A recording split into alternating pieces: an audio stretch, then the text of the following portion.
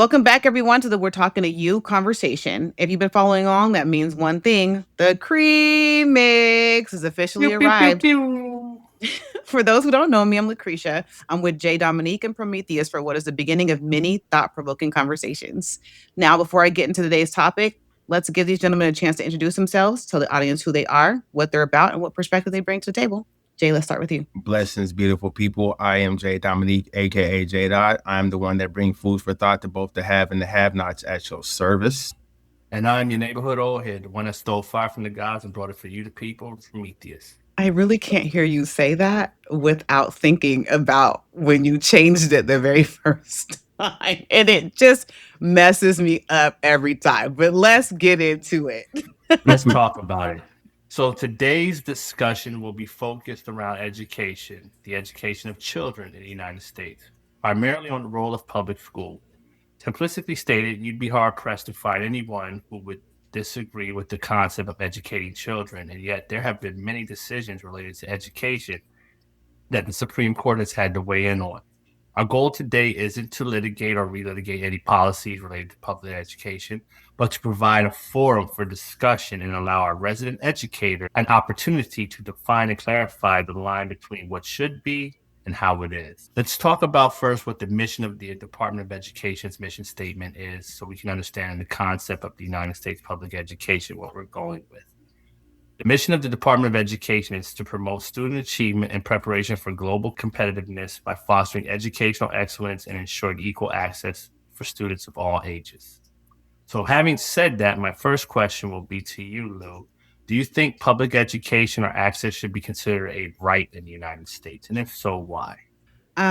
It's crazy that you asked the question because before you asking it, or before we talked about this previously, I had never even really thought about it. And the fact that I hadn't even thought about it is crazy because it directly affects me and my children on whether or not it should be a right. Because originally my thought was like, what isn't it? Isn't it already a right? But then when you start to really dig deeper into it and really think about it, you're like, probably not in the same right as freedom of speech or in the same as the constitutional rights. So do I think it should be a right? Yes. The part that I keep mulling over in my brain is if it should be considered a right, but it doesn't mean that every aspect of education should be controlled by the federal government. Mm. You know what I mean? How do you consider a right, but then not have it controlled by the federal government?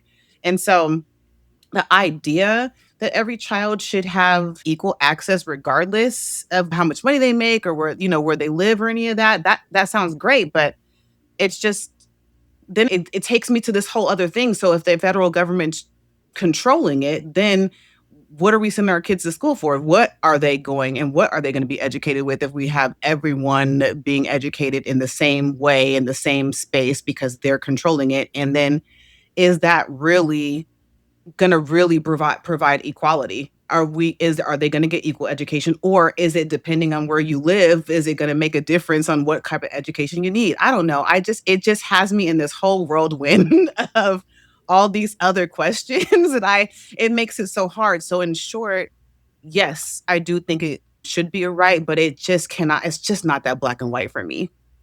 Right on. I think that's interesting you say that because many Americans who pride themselves as being constitutionalists first would say anything that's not specified or implied in the Constitution is not a right. Right. And as the Constitution is written, and I'm going to divert to the historian here, I don't think it ever mentions anything about education, does it? Not that I could even find doing the research just because of this topic So that we're Nope. talking that's a about. very interesting point when you consider education is not considered a right to an Right. American. Right. So when we say Crazy. that, Mind blowing. so before I punt the ball over to you, Jay, I'm going to say I believe if education isn't a right per se, it should be considered an instrument of national power, just like the military and health. I think there should be three things that should be considered that are a matter of national security. If you don't have an educated populace, then you don't have anybody who can do anything. Same as if you don't have a military, you can't protect your borders or you can't enforce your will. Same as if you don't have health care, then you got a bunch of people who are sick all the goddamn time. So either you're going to pay for it here or you're going to pay for it there. But there should, in my opinion, things that are considered. We should see those as instruments of national power or national security. And I think should be considered that. But because it's not a right, I think that's the loop we find ourselves in America today. Over to you, Jay. If you don't think so, how would you articulate this? All right, so let me go ahead and take my glasses off of this. So, Please take them off yeah, and leave them off. yeah, Thanks. yeah, whatever, Thank you. whatever. All the motherfuckers that way. They'll come back. You know what I'm saying? My Malcolms will be back on. But I'm gonna say I this. have some too. I'm gonna say this squarely. I'm gonna look in the I camera. got I'm gonna say glasses this. too. Fuck. Okay, we all got glasses. So what I'm gonna say to you all and anyone that's tuning in with us is absolutely, I do not believe that education should be a right. I believe that education is a human right. Okay. And Right. so Okay. let me go ahead and specify why I choose to take that approach versus just saying it right. We live in the United States, the three of us, and we have been conditioned to think of things just through the lenses of a constitution and our first 10 amendments. But what you have to understand is that we are human beings first. And what was read in the Department of Education, it talked about global this, global that, global this, right? So there's already a recognition that there is participation, collaboration, and there is a sense of what's the word I'm looking for? Competition. That's what I'm looking for. Excuse me. And competition as it relates to resources around the world. And so education is one of the few things that can be the great equalizer, right? I don't necessarily feel comfortable with saying an equal education because it's hard to actually define what is equal because people have different learning styles, different aptitudes, different civilizations and different countries have different societies have different things that they hold as valuable within the confines of their nation that in other nations may not be. So education should probably be talked about as a universal thing in order to not get caught up in the weeds of this versus that. But the reason why I want to point out that it's a human right, is because we've seen time and time again when people are not given an opportunity to engage their minds, to learn how to critically think, to learn how to problem solve, to learn how to daydream, to learn how to create things out of nothing, it puts them at a drastic disadvantage no matter what society they find themselves in. And so, one of the things that westernized societies started to understand is yes, we can strong arm the knowledge, we can strong arm all of these tools that keep a few select percentage of the population making more money and holding more power, but we cannot have an absolutely illiterate electorate. We cannot have an absolutely illiterate society. We can't have a society full of individuals that cannot think for themselves to some degree, even if it's just to get to where you're docile, right? And so I think that what is going to be interesting with this conversation is how much we've been trained to see education as something through the lens of the United States' purview versus let's look at what any and every person walking on planet Earth should be given as an opportunity to set themselves up to excel and to participate in whatever society they find themselves in. Okay. And the Right, glasses. drunk. Oh, and you put them back on. You don't need to. You made your point. Your ass is off. They should just stay off. So, quick question. And so, we both, or all of us, seem to have agreed or disagreed about recognizing that we don't know if the federal government is best to own that process. So, then I'm going to put it to you, Lou. What do you think what should the federal government do versus what the state should do as it comes to the role of education or providing education at the basic level, at the most basic level? I don't want to answer that question. Okay, Oh, like that's what? fine. What do I think the federal government should do versus what the state should Yeah, do? because I don't even know. I'm well, kind of. I just don't even know like why I again going back to my original with it not being federally regulated anyway. I don't. I just don't even know that. so if you were queen for a day, would you think that that's something that the federal government should touch? I don't. I just don't know Oh, that that piece of it is broken. I'm like, it's like, I'm like, if it ain't broke, don't fix it. There are pieces within the education that is broken, but I just don't know if that piece of it is broken and needs to be revamped. okay, good. So we're gonna put a pin on the broken part because I definitely want to address what we would think are broken with the educational system. So again, bring it back to you, the teacher. What should be the role between state and federal? Because you highlighted something in your, I don't even want to say your opening remarks, but in your opening dialogue where you said about, I guess, how the macro would be the federal view of it and the micro of it would be the state level. Yeah. Some of the differences. So to take these big fancy concepts and kind of distill them down into something that the average person can be like, okay, I get that, right?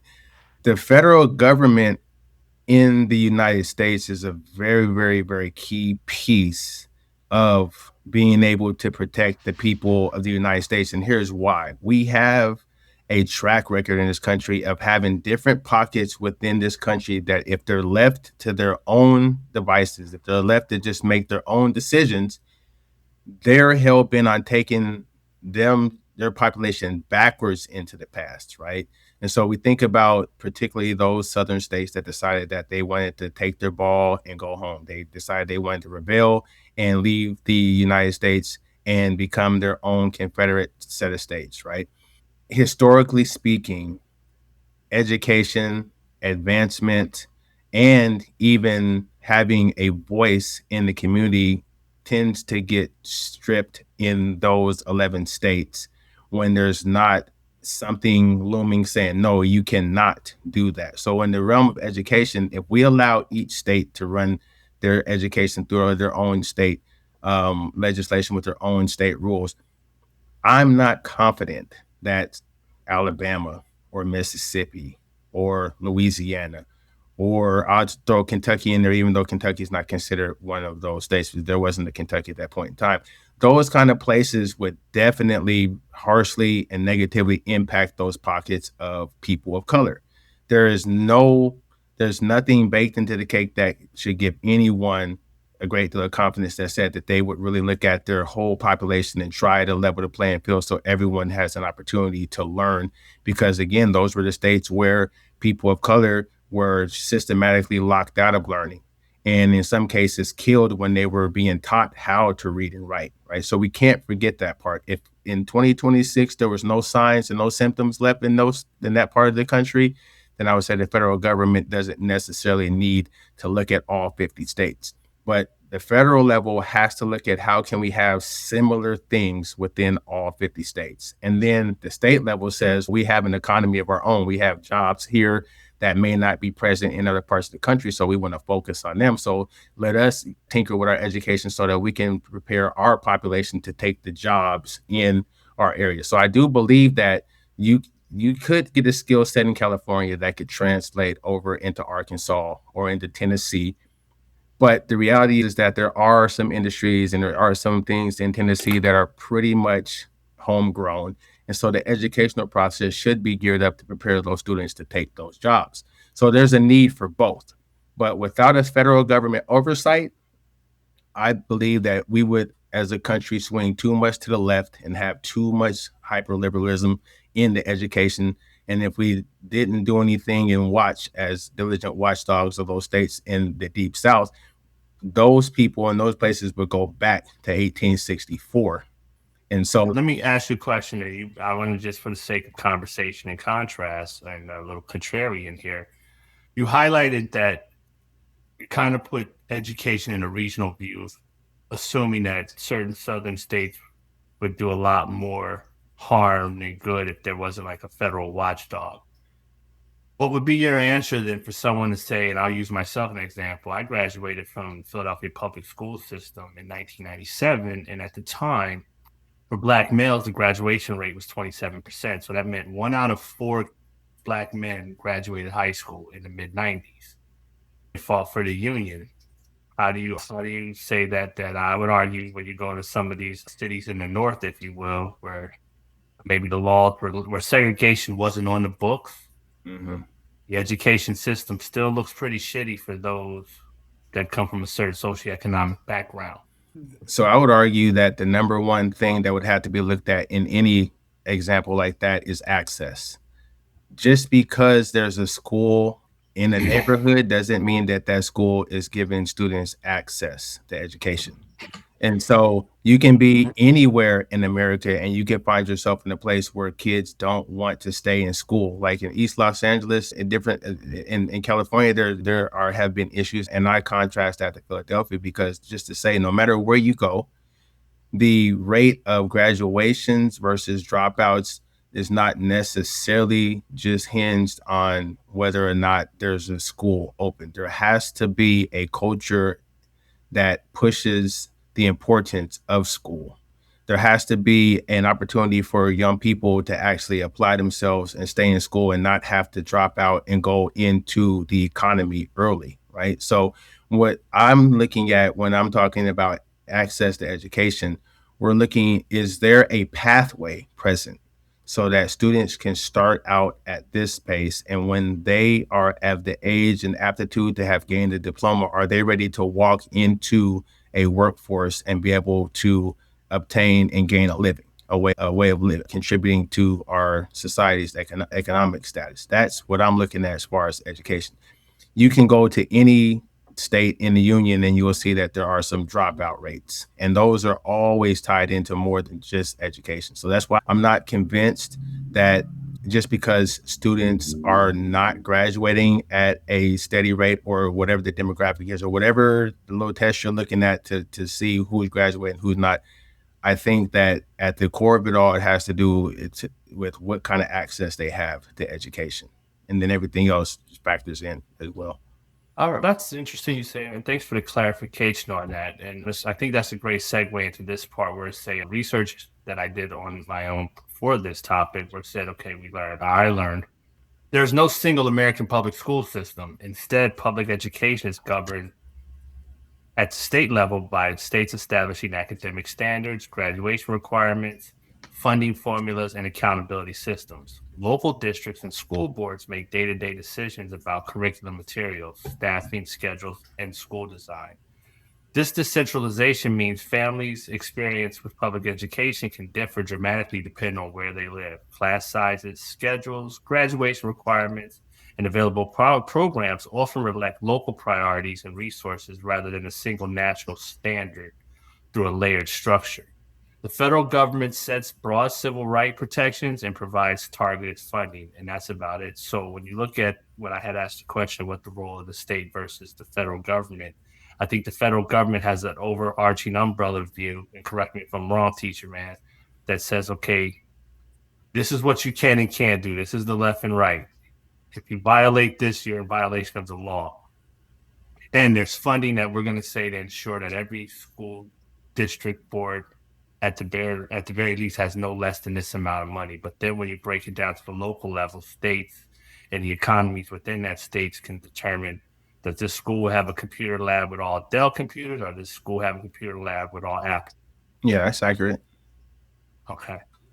So I'm asking you, teacher man, take the teacher hat off, and we're going to look at this from as parents. So any of us can answer this question when I say this. As a parent with children in the public school system, what are two of your major concerns or issues that you feel aren't adequately addressed or acknowledged by the public school system where you're at? I might simplify this a lot more because there is two things that happen when you send your child to school. There's the education that happens from teacher to student, and then there's the reinforcement of the education that happens when they go home and then they have the homework. They have to go practice what they've learned all day.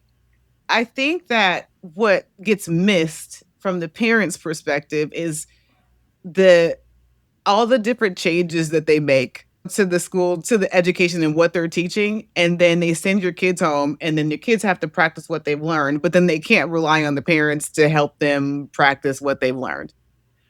Yeah, And try I'm sorry? try teaching your kids division. They don't even teach long division anymore. No, because if they teach it that way, then the way you learned it, you teach them how to do it the way you learned it, they get in trouble for doing it the way that you learned it, which is another issue for me. That's a whole other problem for me. So I remember one time I actually had called the school one time and was like, hey, if you're going to ask me to help my daughter with certain things, you need to teach the parents how to do the things you want them to be able to do, because there's no way I'm going to be able to help my daughter if I do not know exactly what you're teaching her. I have to relearn it just to help her, and that's really not going to help any one of us. So I think what gets missed is the teachers rely heavily on the parents to assist with the extra things that reinforce what the teachers have taught them, but we're lost half the time, and then we can't even help them. Like math, they change math every 10 years. Not really sure why. You're all getting to the same answer in some way, shape, or form. And critical thinking is required regardless. So why does it matter which way which way she's getting to number 4 if the answer is 4? But you've changed it. You teach them that the kids need help. They expect the parents to help if the kids need help and to make sure the kids are doing the homework, but they don't give us any of the tools to be able to help. And I think that piece gets missed. I'll That's one of follow. the things. All right. So my issue with public school, and maybe it's on paper, is how No Child Left Behind manifested into reality.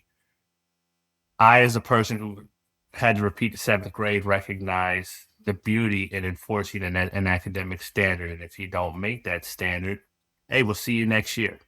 I think I'm fairly intelligent. I've got multiple degrees, and I just graduated a year later than my peers.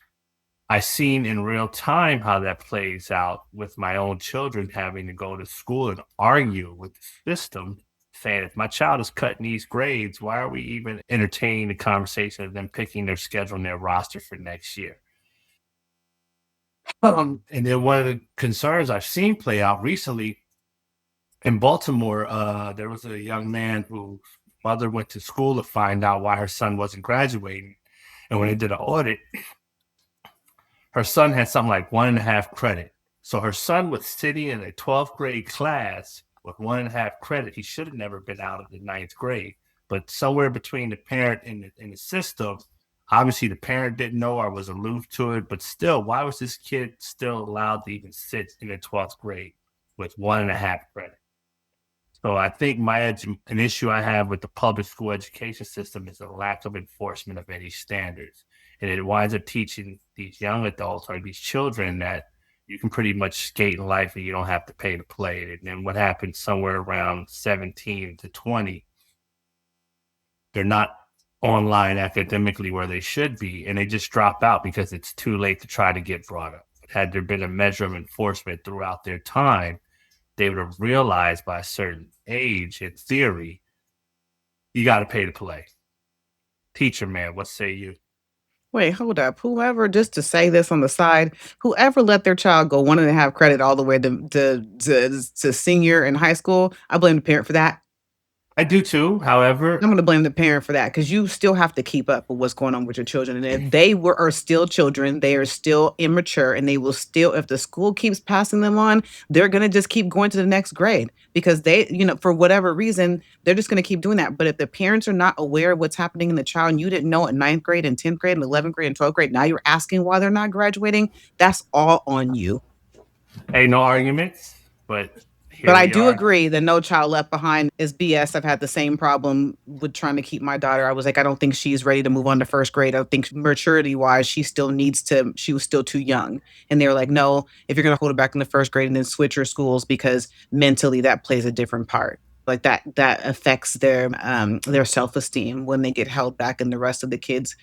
For how long? It's going to be okay. It didn't So bother me. I was friends with all the 6th graders, and now we were in the same class, and I'm it still is what friends it with their is, parents. right? It is what it is. Yeah, You, but I I blame take the it back. parent for that. You know, the one time it made sense, or I felt a little angst when I realized I got left back, was when I was supposed to graduate the class of '96.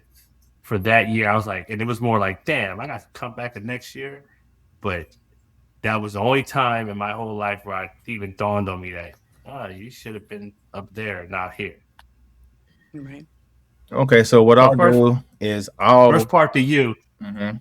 as a parent with children who were in public school, what was an issue you had? Not as an educator, just as a parent. In my personal situation, because I was an educator while they were in school, they had an inside leg up in that I made sure that they took the courses that I knew they needed to take that would benefit them and put them on the pathway for success while in school, but then also getting dual enrollment credit, getting college credit while in high school, right? And that's not something that every parent is privy to, but just based on the fact of me being in the field, I knew that if I had to think about one critique that I was always concerned because my children, both of them went to public schools. I was always concerned with safety for me. And here's why. As there's been a real concerted effort to really, really have oversight over principals' ability to expel students from school. Like the expulsion rates all across the country have went down, primarily because the attitude is that we can't just give up on children that quickly. And if we expel them from one school and just push them to another school, in some cases that creates an opportunity for a pattern, and then those kind of kids might start looking at it as a badge of honor to get expelled from school. Or it may be one of those things where the reality is that in the actual real world law setting, ignorance of the law is not an excuse, but when you're 11, 12, 13, 14, 15, 16, you sometimes can make these decisions that can alter your whole life without even really understanding the gravity of it. And so where I'm going with this is that meant that less instances where someone would have been expelled from the school turned into a suspension or an in-school suspension, or at least keeping that child on campus, which in turn really has a ripple effect because the teaching staff and all the support staff feel like, hey, our chief job is to try to protect and to safeguard our children in our class, but you have someone that should not be here. If they met the criteria for expulsion, but the principal doesn't expel them because there's litigation, there's all these other things that are now high hurdles. Now you have to have elephants in your room, so to speak, right? And so what I always was concerned about was making sure that my children weren't in a position where at the end of whatever incident, we couldn't say if said student was no longer on campus, or if these group of guys or girls that were kicking up that school is just not their thing. They're there for the social aspect.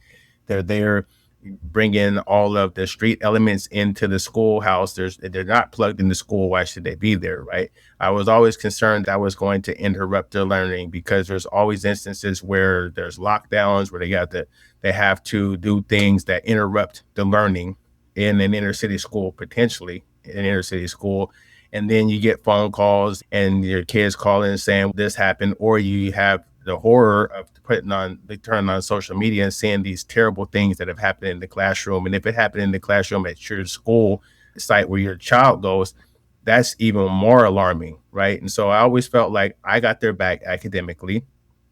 I have the connections to make sure that if they're not doing the things that represent me and my good name, that I can get a call and we can easily straighten that out. But the one thing that you're always vulnerable to is what happens as far as violence in schools, bullying in schools, and in this day and age, school shootings. The fact that they have mass shootings and things of that nature that take place, that for at least two or three of us, like any other time, Lou wants to be like, I'm not an old person yet, so I wasn't doing this in the 90s yet. But he and I both can remember and recall the 90s. There wasn't no school shootings, no mass shootings in the 90s. That was just not even a thing.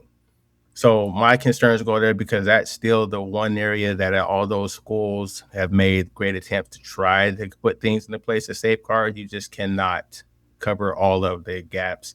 And someone can just decide when they're going to come in and make a horrible decision.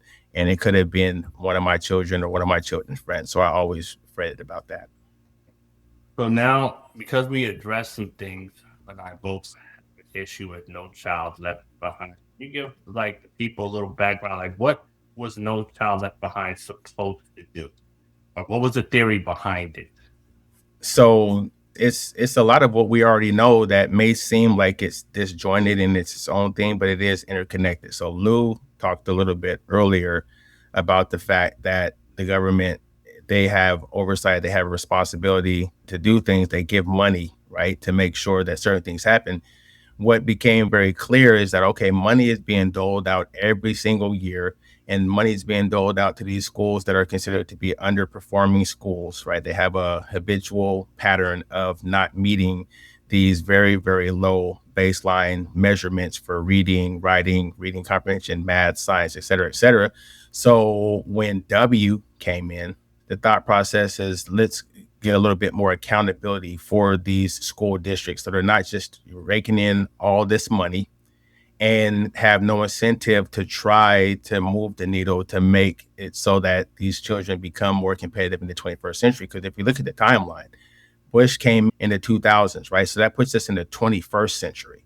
So at that time, there's a little bit of a shift in the education model that should have taken place that didn't. So it's like, hey, no longer are we sending most of our kids to a factory. No longer are we sending Right. most of our kids to do very docile jobs, right? The jobs of just going into fast food or working as a bagger or a cashier, those things are drying up with automation. Now you're starting to have times where you can check stuff out in the self checkout. So there had to be a way to account for dollars coming in. And so the results were supposed to be that for these underperforming schools, you have a certain amount of time to get your act together, so to speak. And what that meant is that there has to be a measurable. So one of the things in the field of education is assessment or measurable. How do you know that a kid knows a thing? How do you know that a kid has a mastery or understanding of a thing? No child left behind's biggest injury to the education process is the attitude was we'll just do state testing.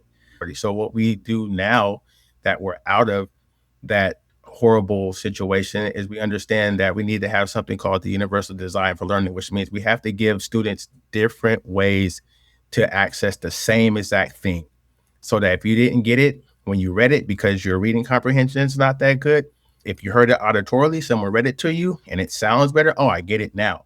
Or for someone that's not good with writing, someone that's not good with computer skills, if they're able to actually draw a concept out, take it and put it in a word processor, or to actually record themselves. When we went to devices where you have a Chromebook or an iPad where now you can take a video like we have right here in front of us, now you open up more pathways for a student to say, this is exactly what I know about a thing. But the standardized state tests do not have that. All you have is an actual computer in front of you, and you have to select and click or type in something and hit enter. But I do want to, not to be long winded, but I do want to go back to one thing that you all said about the passing and how students are passed along, whether or not they actually gain a mastery or not. Even that individual that you talked about in Maryland that you said had a 1 point XYZ was not failed by that school. And I've never set foot in that school. But what I know about the process is this: when you take your classes each semester, if you don't pass that class, yeah, you go to the next learning segment in the second semester, but you automatically triggers your response to have to go talk to your guidance counselor to now have to go through some sort of credit recovery, right? It can either be Mhm. going to Saturday school to try and get that Summer back, school. summer school, Mhm. doing in most high schools they have more than one period or two outside of their school day. Like in my school district, the high school is first through sixth period, but there's a zero period for some students that can get there early. And then for those that can't, there's a seventh period for those that can stay late. So what ultimately happens for students that decide that they're going to fail high school, outside of being pulled out because they have to go into the workforce because they have to somehow help participate in their family's financial situations, they make a conscious decision. I'm not going to go to summer school. I'm not going to go through cyber high credit recovery. I'm not going to go to Saturday school, et cetera, et cetera. So what you don't want to have happen as a teacher. If you teach freshman or sophomore, you don't want to have seniors in that class because then it creates a whole another dynamic to have to deal with, right? And so usually we want them to have to go to summer school. We want them to have to go to cyber high. If they're 10th graders, like if they didn't do something in the ninth grade and they come right back, run it right back in the 10th grade and place their elective or a zero period, cool. But you don't want freshmen, you don't want underclassmen with upperclassmen. It creates way too many headaches for teachers. It's funny you say that. I remember. So I had my senior year, right? Because my ninth grade year I fucked off. And half of my 10th grade year. No, I got my shit together 10th grade year, but my senior year I fucked my ninth grade year I fucked off. I had to take world history in 12th grade, right? I had to take a history credit. I did because you had to have three history to graduate. Where was that? So I wanted to take a world history my senior year, but remember now because I got left back in 7th grade, I was 18 my senior year. I turned 18 before the school year started. Yeah. I remember about maybe 2 months into my year, Mr. Wright, that's my history teacher, and he was also one of the coaches. He had said to us, to me and this other person, you all don't even need to come to class to show up on tests. And because I played football and he was one of the football coaches, he said, just go to the weight room. And I didn't know at the time why he was doing it, but now it makes sense because I was a legal adult for the sake of this conversation, sitting in the class with it was a ninth grade class with a bunch of 14-year-olds. Yeah. And And social Darwinism kicks in. If it was just you or any one 12th grader, they're gonna deal with that quiet shame of being in there, and everyone know they look older, and they don't recall them being in middle school with them. But when you have two or more seniors in the class with freshmen and sophomore, then it becomes territorial, it becomes cliquish, it becomes all the other things that happen in high school with freshmen, high school hazing, and all that stuff plays out in the classroom, right? So again, the goal is to try to hold them accountable by having to do more work. But what happens in those instances is that the student decides that they're not going to take advantage of those other ways to do credit recovery. I have yet to hear of a high school system, especially because you have to have a certain amount of credits in order to graduate, where the student is not given multiple. So if you mess up your whole freshman year, you're going to have opportunity sophomore, junior, and senior year to do that credit recovery at some point in time. Like I said, where I see there's an issue that may be out of the hands of the student is if they have to participate in the economy to help around their house, then school takes a back seat. But outside of that, I've seen parents come in and set up all of these extra incentivized resources for the student, and they'd be like, "Oh yeah, I'm gonna do it. I promise, because I promised my mom and dad I was gonna graduate." And then at the end of that semester, they maybe showed up for credit recovery 2 or 3 times, and at that point, it's done. Like at that point, high school is not about holding hands. So at that point, you kind of have to allow them to fail in that sense. But the one constant, the one thing in place, I just wanted to double down and echo with her is that for that level of failure that had taken place, the parent is culpable. Seriously. no arguments here. And I don't think anybody was trying to relieve the parent in that situation. I was just using that as the highlight. Whereas, like in middle school, I got left back. I know a lot of other people who had got left, who had to repeat a grade. So once I repeated grade, one thing that did burn into me was all my subsequent grades after that minus ninth grade, where I fucked off in ninth grade. I understood the concept that if I don't produce a certain grade, if I didn't get a certain thing, eventually I was going to run out of time. So there was a lesson that I learned in repeating the seventh grade that has carried me even into this life, into my adult life, that you got to pay to play. But moving forward with that, I got a question for the group. What are you guys' thoughts on homeschool? The idea or the concept of homeschool? Get somebody else to do it. That's get somebody else to do it. Okay, first of all, come on. I cannot. Okay, I could not imagine a world that this has got. No offense to anyone who's listening who homeschools their children or really believes in that. And this is not to take away from homeschool. This is really not to take away from it. Personally, I just couldn't see myself as the kind of parent that actually did that. I really did need to have someone else who was the expert in educating my child, be the one educating my child. And then I just knew I didn't have the bandwidth as a parent to be able to do that and do what I do. There is something about still putting your children in a social setting that still is huge for them. You cannot keep them bubbled and protected in your own world, because that is not what life looks like when they become adults. Because you're not going to pay their salary when they get older. You've not put them in enough social settings for them to take certain cues. They're going to miss out on certain social cues. They're going to miss out on certain hard lessons that you have to learn just from simply being around human beings. Kids can be mean, kids can be bullies, but you also still build thicker skin. You also still build character, but you don't build character in your own personality without being put in social situations. So my thought process is it can sometimes cause, I think it causes an unintentional harm. The intention is great, but the unintentional harm is that now they can't be adults that can adult with other adults. I like what you said, adult with other adults. So, To be honest, though, I'm sorry to interrupt, go but ahead. I don't think I've ever met an adult that was fully homeschooled either. So unless they just didn't say it, I don't know that I have been around someone that said I'm fully homeschooled. Maybe one time, and I feel like I knew it. It's funny. I feel like I knew it and was like, yeah, that makes sense.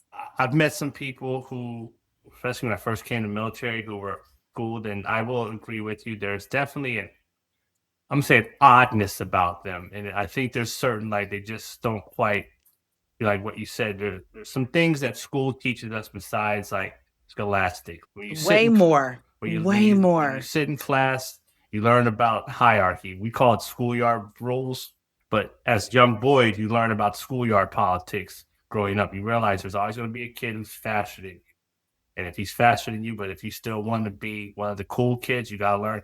Like there's still other things you learn about having to navigate a social Absolutely. situation. But Absolutely has nothing to do with the grade at all. yeah, Has nothing to do with the lesson at all. but Those with are some of the biggest lessons they learn in school are not actually the lessons they learned in the classroom. but I would say this: if I could do it all again, having raised children and put them through public school and different public schools, I would probably homeschool my children to about seventh, eighth grade. Okay. I think seventh, eighth grade, they become young adults, teenagers, preteens, and they're able to go into the world and, in my opinion, have that be able to recognize and adapt and play well with others, be able to play in a sandbox, share their toys with others, right? Especially with all the modern technology we have available today.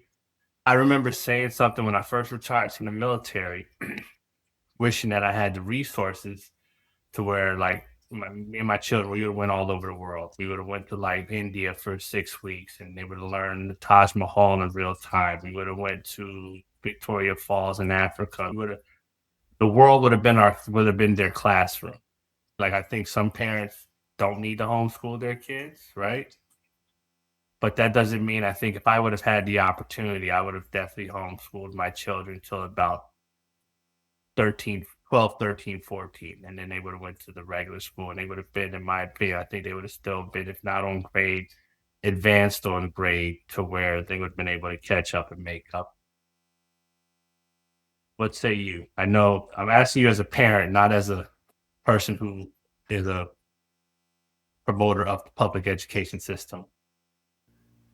It's hard for me to weigh in on that just with one hat on because there's intersectionality with that, right? Even if I did not know what I know about the school side of it, I still was a parent that valued education and understood that there were certain things that my children needed to be exposed to in order to have an opportunity to gain some skills to make it in this world without me, right?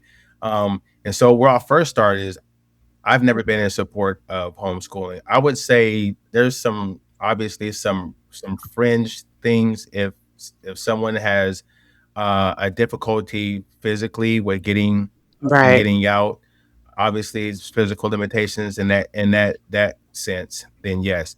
Yeah. Or if they are in instances like where they're child actors or they're already being monetized early and we still want Mhm. them to have access to being able to learn the things that's going to set them up to be able to interact in the world from 18 beyond. I think those two are off the table, so I'm not speaking about that. If we're talking Right. about the average child that is going to walk the face of the earth and interact with other children and other adults when they become adults, I think that school expands way beyond scholastics. So if a child is homeschooled, one of the first things that is underdeveloped is social skills. And one of the biggest things that will carry you through this life, I'm not sure if you two believe this to be true, but I tell any and everybody I ever talk to, what it boils down to in many cases when it relates to success, is not what you know, is who you know. And so if you are falling back on just what you know in a world full of relationships, times in which individuals are coming together and forming long lasting memories that are going to carry them into a lifetime of being able to reminisce and being able to look after, all those things are socialized, right? And that happens in the schoolhouse in sometimes a structured way. But even if there wasn't a lot of structure, and I mean, when kids are out at recess, when kids are at lunch, when they're at their breaks, nutrition, et cetera, they have a little bit more autonomy to kind of figure that out. You guys, you were talking about a little bit pro. We call it social Darwinism, right? You figure out who is the top at whatever and who is falling in what pecking order. Those things happen naturally. But if a student is homeschooled, they're dramatically stunning their growth as it relates to interpersonal skills. And Yeah. that's going to come back to haunt them unless if they go into a career field where it's you're going to be in a remote location, then you're fine, right? Because you seamlessly can just slide right in that. But think about what our task is in school. Most of the times, the task in school is to try to prepare students for a career field or job fields that aren't even in existence yet. Right. We went to school, middle school, and high school before the internet. So think about all the jobs that were created post internet, right? Right. So what really doesn't get talked about a lot as far as school and its benefits is the socialization aspect. And what we really hone in on now in education is creating opportunities to collaborate, getting kids to understand, listen, it's not about you just working with your friends or people you like. You have to learn a skill set to be able to work with people you don't know or people that you may not even care about. Because when you go out into the real world, I have yet to ever sit in a job interview where the employer asked me, do I feel comfortable working with people that I know or I don't know? They don't think about Right. that at all. You know what I mean? Right. And so Right. the thing is that collaboration and being able to find your own social footing and being able to be in a space where you can see expression, play around in it and decide if it's for you. And if not, think of how many fads and how many things that we participate in as gimmicks that help to sharpen us and our awareness of who we are. Think of how many times we tried something and was like, you know what? Nope, that's not for me. Like this, it worked for them, doesn't work for me. Or think of how many times we had the opportunity to influence somebody else, and for that split second, we were the one. Like you say, Pro, you was him. It's Timothy Jimenez. Timothy Timothy Jimenez. Jimenez. Those things are baked into the education system, and they don't go on a report card, right? You Right. don't see it. But here's where you will absolutely see it: when there's a parent teacher conference, when it's an IAP meeting, when it's a 504 meeting, when it's a meeting where you have to engage with the parent. The first thing that teachers tend to do is to focus on a bright spot first. If you look academically, Mhm. they're not doing well, behaviorally, they're not doing well, we try to look at what is their bright spot. And usually that goes to how do they influence or interact with others. Very respectful. Comes in, is very kind to others, doesn't create any problems when it's time to work with something, even when they don't know exactly what to do, they don't give us no hard time. Like we go there because that's a skill set in of itself. And so when I heard Pro you say that, just rudimentary, you can teach kids at home from K to 7 or 8 because they're just learning how to learn, and then they're learning how to read, and then they're reading to learn. All that stuff can be done in isolation for sure.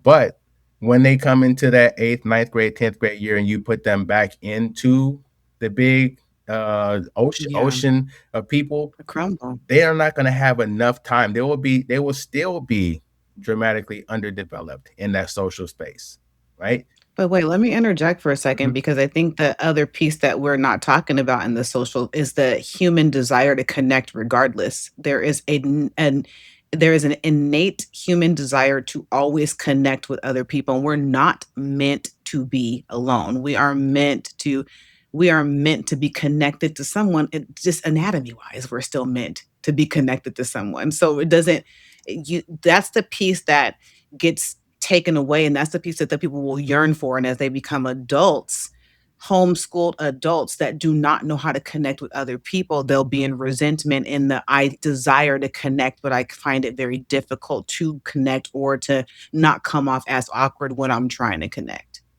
And that is the piece that, regardless of what you're trying to protect your child from, outlasts and outlives the however many years you homeschool. That piece will carry on, and they'll have to work through that. And then we have to think about who's doing the homeschooling. Like, people just need to be equipped. I said, Just- I don't think every parent.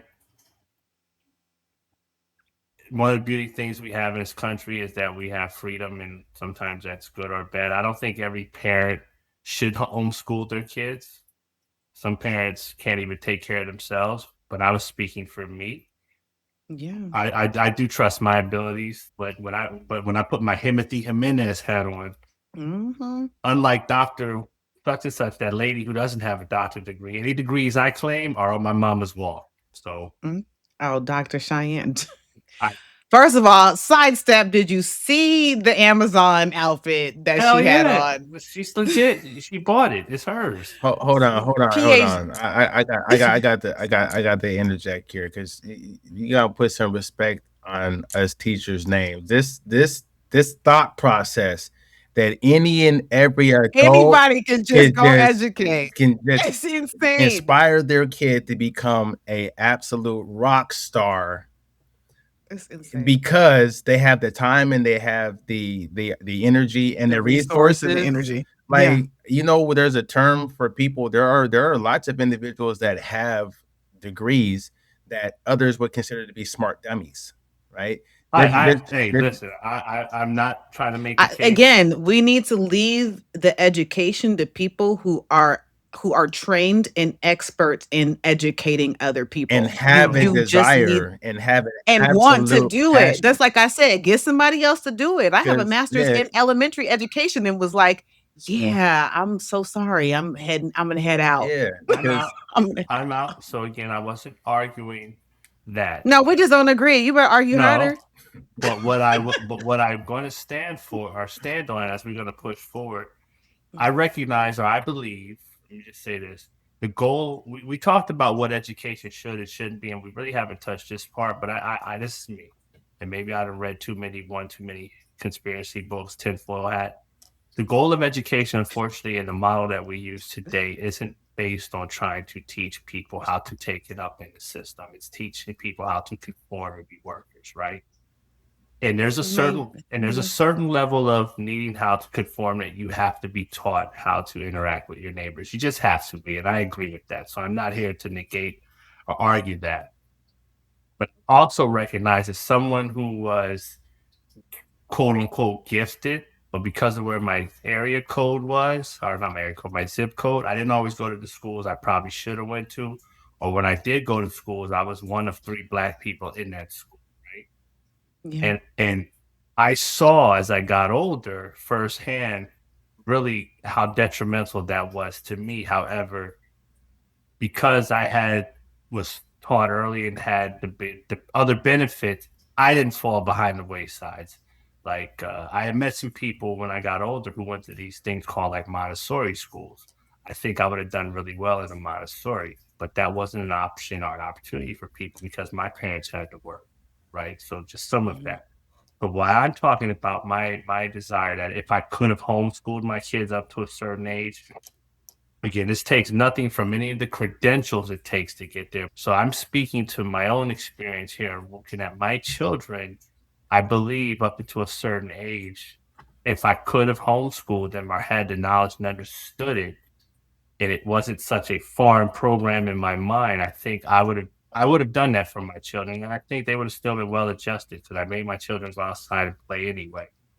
Your So experience a gotta different work kind it of out. way. Gotta work Got to it out. work that out. Got to work that yeah, out. because But there's so many gray areas that you're not privy to that I think that you might possibly take for granted, right? So, for example, let's just say in a classroom context, here's something that us educators understand unequivocally.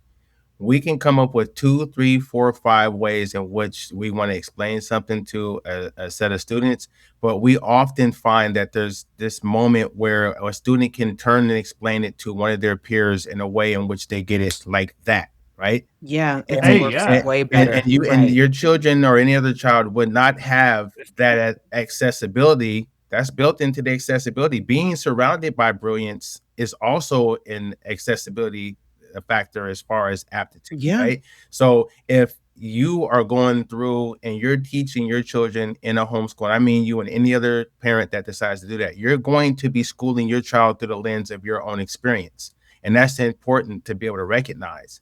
So Right. with the first thing the parent is going to do is they're going to try to backfill all of the things that they felt that they were They went through shortchanged, right? Yeah. and yep, And That's exactly what's going to what happen. that can do is that can already set a child up to not at all be activated with their true inclination and their true set of skills. See, the best thing that happens in a petri dish classroom is that children discover things about themselves that us adults can probably see and probably encourage and probably hope they can get to.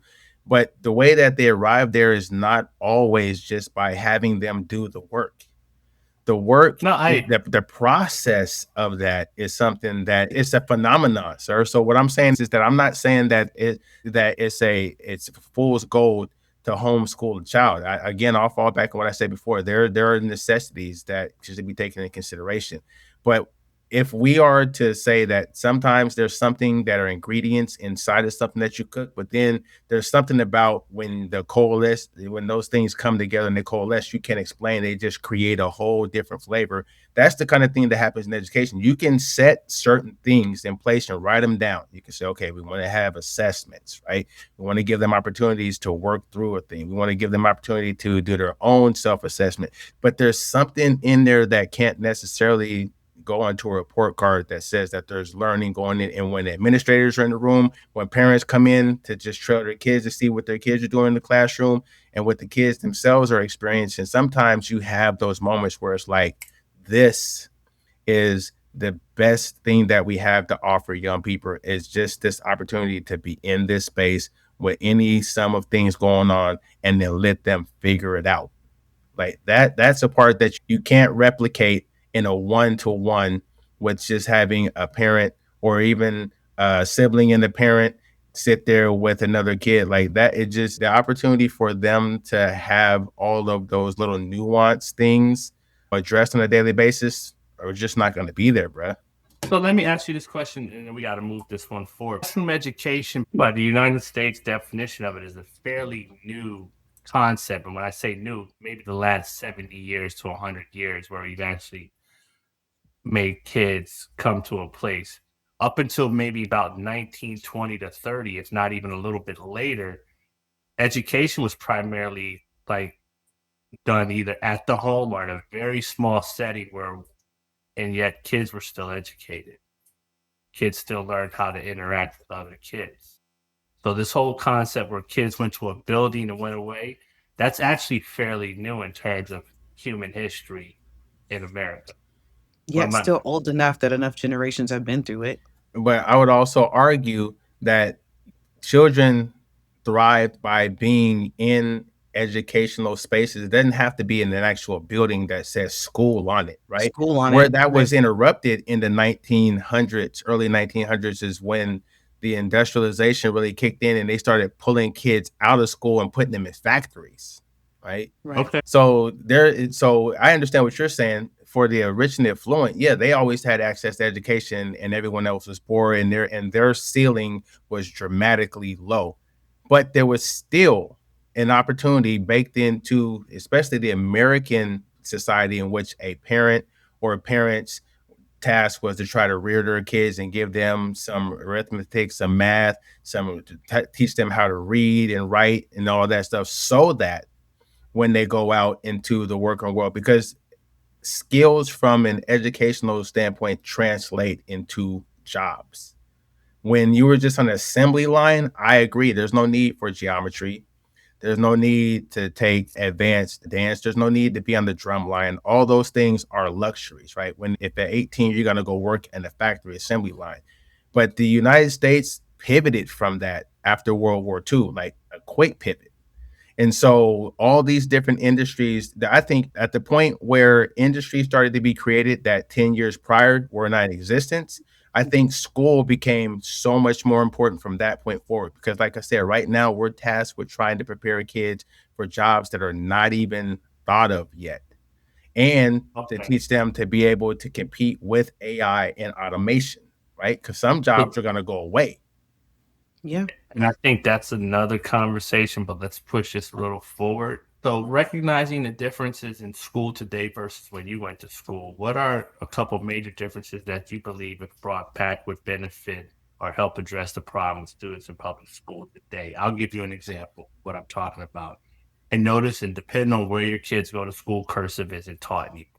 You know what? The type of thing that happened to me when I was going to school that doesn't happen and I think it's maybe because I went to school in Washington and my kids go to school in Arizona, is that I got the opportunity to be bussed out to different areas to so that they can integrate schools more. So I had a chance to be around a lot more different races and culture.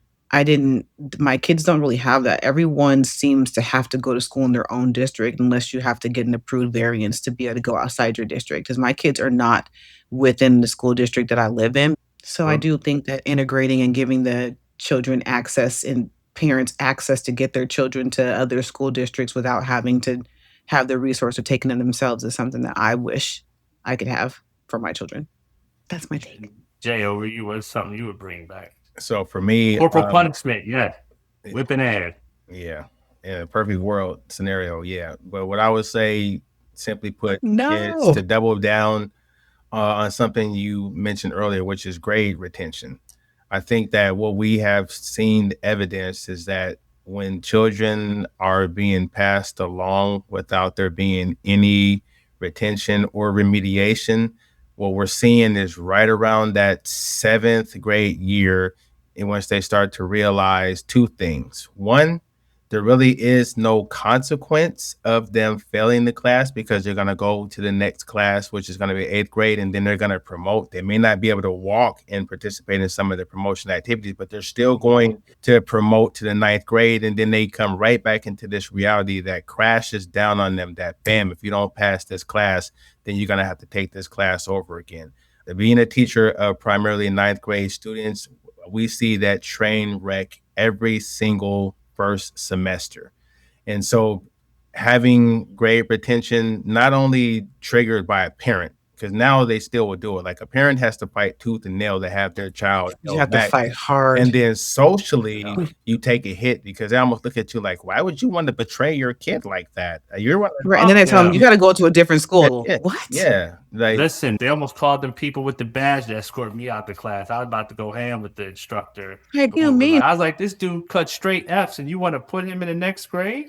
it, so without having an accountability piece for children, but then also there's something that has happened that's just human nature and it always happens. It happened when we were kids, but the fact that you could get held back was that wake up call or that belt, that corporal punishment would kick in, which is this: children typically want to be rewarded and they want to make sure that their parents are happy with their performance, and they get Mhm. so bent out of shape K through 5. They get so bent out of shape with any kind of instance where they disappoint their parents, right? So a lot of the things Yeah, that they do school wise is so they can get that positive reinforcement from their parents. You're doing a great job. You're a good student, right? Somewhere in that sixth grade process, that transformation where they start getting bombarded with all of these different chemicals and all of yeah. these different Hormones are all hormones and the yeah, social piece, right? And around the sixth yeah, grade, in many states, is where you start to go from being in the enclosed class where you're with your peers, the same mhm, peers all day, to now you get to start moving around the school a little bit. yeah. Some independence they in a way. they start to lose what I've identified as the shame that comes along with disappointing your parents, right? There Right. was a point in time where if you did something and it was shameful, you were embarrassed. You knew two things were going to happen. One, you may be in that household where there's going to be some real deal consequences for your action, but you also, whoever it was that you idolized, whoever it is in your household that you really wanted to make proud, you understood that it would hurt them for you to not be performing at your best level. That's not enough to hold together a child moving into the sixth and seventh grade from getting caught up in that grades don't matter. I have personally saw more students, more children decide to weaponize their grades. When they start getting into it with their parents, the first thing they do is they let the grades go because they're like, hey, this is going to be my only way of punishing my parent. And when we sit down, we talk to them, and the parent comes in, I just don't know what to do. I ask them, do they have homework today? This, and that. We go through the whole conversation about why this child is underperforming. Been there, And been at there. some point, they say, in a way, I don't care about my grades because they do. And without there being a consequence of having to run that back the next year. You talked about your experience in seventh grade. I've already expressed my experience of failing the sixth grade, having to remix and come back and do it again. Yeah, there are certain stigmas that can come along with failure. Is it uncomfortable? Absolutely. It put you into a place where you're a target for being bullied and talked about? Absolutely. But it also can turn into a motivation to get your butt in gear and then go through some remediation or some acceleration and then get back to your rightful grade. So that's what happened with me. See, Pro said he went ahead and dug this way a year behind the whole time. When I went to the sixth grade for the second time and had to deal with all that stuff that I went through, the opportunity, and I'll never forget this gentleman that was absolutely appalled. He was one of our dance instructors, was appalled that me and one of my other buddies had failed. It was in the same grade, repeating it. And he came and talked to my grandmother, and he went and did the legwork to get me into the alternative school, which was at the Seattle Urban League. They told me, hey, it's gonna be hard. You got to do 2 grades worth of work in 1 year, but not wanting to have that level of desperation, that level of humiliation, not wanting to have that level of just knowing that I shouldn't be here with these set of peers. I should be with my peers that I started kindergarten with. That gave me the motivation that's not present. Kids are not motivated by grades when they're made to feel like grades don't mean anything, right? So that's why I say grade retention is something that is not an end all. There were still people that dropped out of school when we were coming up, but I would venture to say that the dropout rates in inner cities right now in 2026 are higher than they were in 1986. I'm willing to bet that. Oh, you can bet on that because the fact that they keep passing them along like that, the likelihood that they drop out is higher. They're just so behind that they can't ever catch up. And I think that's what we were all highlighting, is that with the whole No Child Left Behind was saying that eventually you got to pay. And that was a conversation I had when my kids were in high school and they were still getting what I thought was socially promoted. And I went up there and I was arguing with the administration. Eventually, they're going to have to pay for this. And it's cute today because everybody has their back and they don't want to shame this child with an F. However, there's going to come a day where that's going to not fly. And then what? You're going to just send them on their way. And that, to me, is more detrimental. But I couldn't believe that they were comfortable with trying to sell me on this bullshit that they were doing my child a service by not holding them back. But as you've seen, this is a very passionate topic, which has decided we are going to probably take this to a part 2. So in this role, we have talked about the role of the federal government, how public school has changed, and what are some of the viable benefits of a public education as opposed to a homeschool. Stay tuned as we delve into part 2 of this, where we go a little bit further into some nuances and some things as it relates to how public school could be better, our own experience with this. If you've been rocking with us thus far, click comments down there. We like it when you agree, but we like it when you disagree more. And we out.